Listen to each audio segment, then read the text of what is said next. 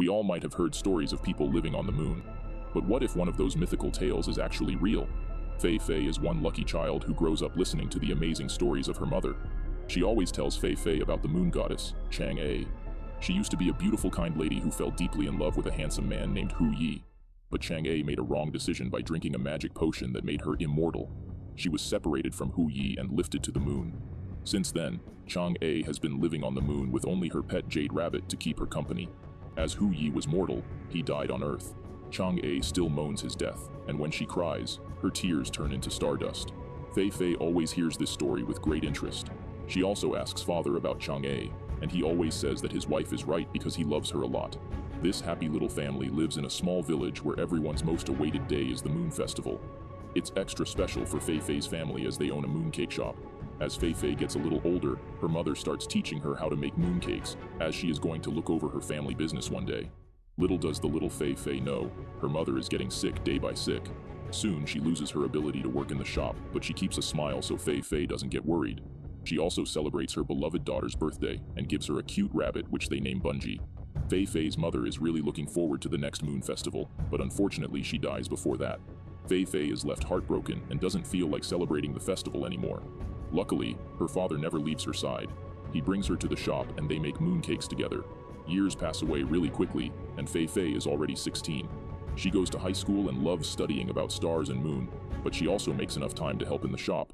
Fei Fei is responsible for delivering the mooncakes around the village. She is great at marketing, and always succeeds in selling all the mooncakes before the evening. Fei Fei excitedly returns to the shop to tell her father about the sales. She notices a plate of red dates and wonders why her father is not following her mother's recipe. He introduces Fei Fei to a woman named Miss Zhang for whom he is making the dates cake. Fei Fei doesn't like dates or the new woman. Her father seems really close to Miss Zhang and they are clearly dating. This fact annoys Fei Fei, but she is yet to meet a more annoying person. It's a chubby kid named Qin. He enters the shop with his peg frog and he introduces himself as Miss Zhang's son. Qin is a hyperactive boy and exaggerates about his skills in playing ping pong. He even claims to have superpowers, and in an attempt to prove it, he runs into a wall. Fei Fei gets really frustrated with the weird boy and complains to her father. He tells her to be more welcoming as she may see Qin more often. Her father wants to have a detailed conversation over this matter, but they get interrupted by the guests. All of their relatives have arrived to celebrate the Moon Festival together. They have brought several ingredients and they all cook together. Fei Fei is glad to see them, but she is still annoyed by Miss Zhang's presence. Her dad even let Miss Zhang sit beside him. Other guests also sit down on the dinner table, and one of the ladies mentions Chang'e.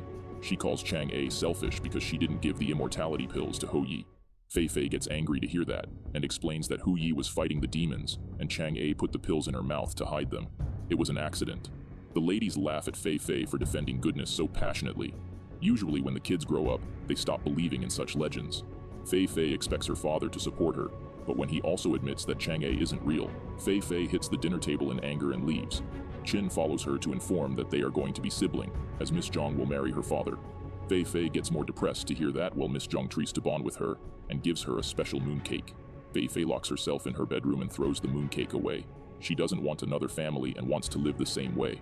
Fei Fei holds her mother's scarf tightly and wishes that she could prove Chang'e's existence. Then her father may remember her mother and doesn't get married to someone else. Fei Fei suddenly notices Bungie staring weirdly at the full moon. Afterward, the rabbit ran out of the window.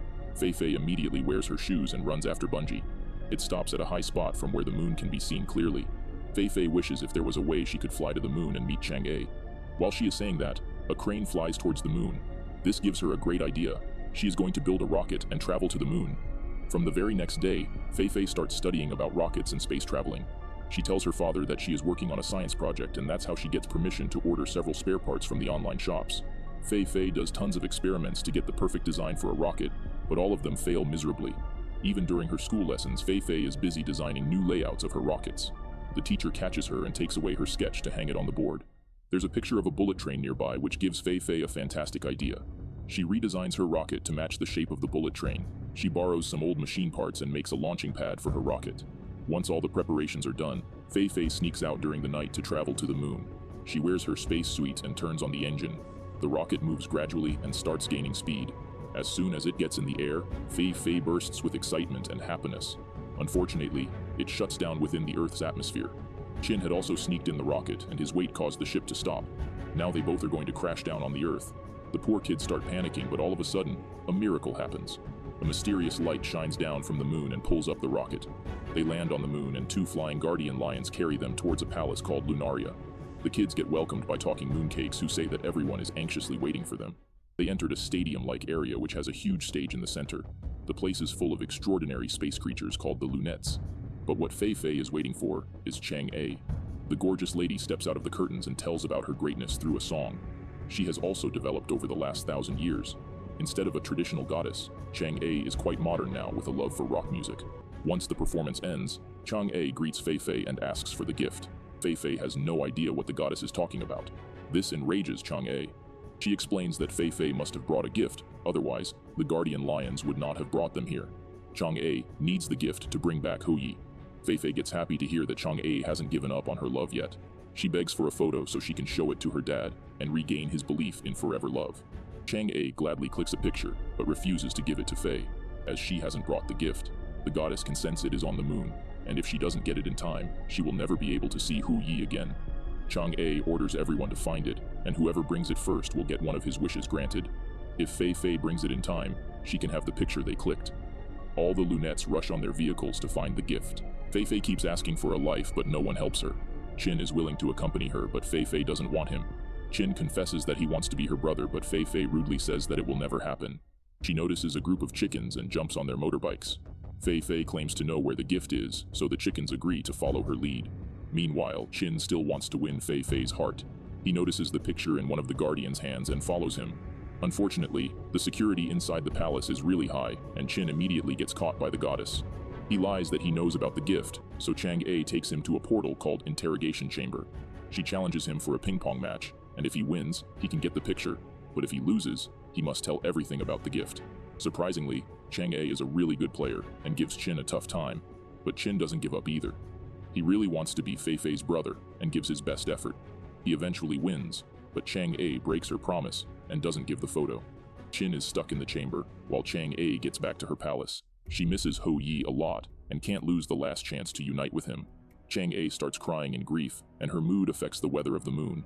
It gets really unstable, so the chickens tell Fei Fei to take a break, but the brave girl is determined. She dodges the giant rocks and reaches her destination. It's the place where her rocket landed. They all spread to figure out what the gift Chang'e wants. While looking around, Fei Fei finds a weird green lunette called Gobi. He seems really friendly and immediately forms a bond with Fei Fei. Together, they look through the luggage in the rocket and find the Chang'e doll Fei's mother gave her. This must be the gift Chang'e mentioned. Before Fei Fei can take it to the palace, the chickens snatch it from her. They all rush away on their motorbikes while Fei Fei and Gobi are left behind. Moreover, they get attacked by the giant frogs who seem really hungry. Fei Fei runs to save her life, but the frogs are too many in number. Suddenly, she remembers about the leapfrog game Qin mentioned.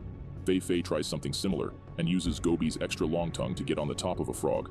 The frogs continue to fly toward Lunaria, and Fei Fei gets a free ride. She finally gets a chance to ask Gobi why he is wandering alone on the moon. Gobi has gained trust in Fei Fei and tells her the actual reason. Once he sang a song about moving on, and Chang'e didn't like it as she was not willing to accept Hou Yi's death. In anger, she kicked Gobi out of the palace. The Lunettes loved her, but she pushed everyone away. Once you lose the person you love the most, it changes you.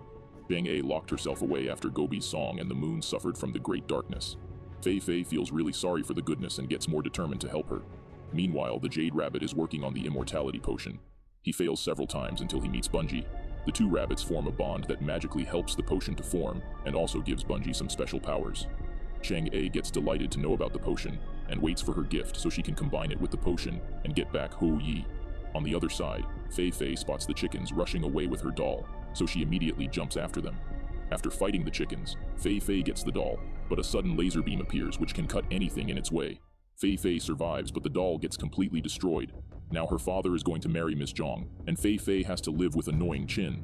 However, Qin's ideas helped Fei Fei in this journey, but she still doesn't like him. Hearing this, Gobi says that he would love to have a brother as living alone is not easy. Fei Fei doesn't say a word, so Gobi tries to cheer her up with the food. All he can find in Fei Fei's bag is the moon cake Miss Zhang gave. As she bites the cake, she finds a piece of jade in it. It's the broken piece of Chang'e's amulet. This must be the gift she is waiting for.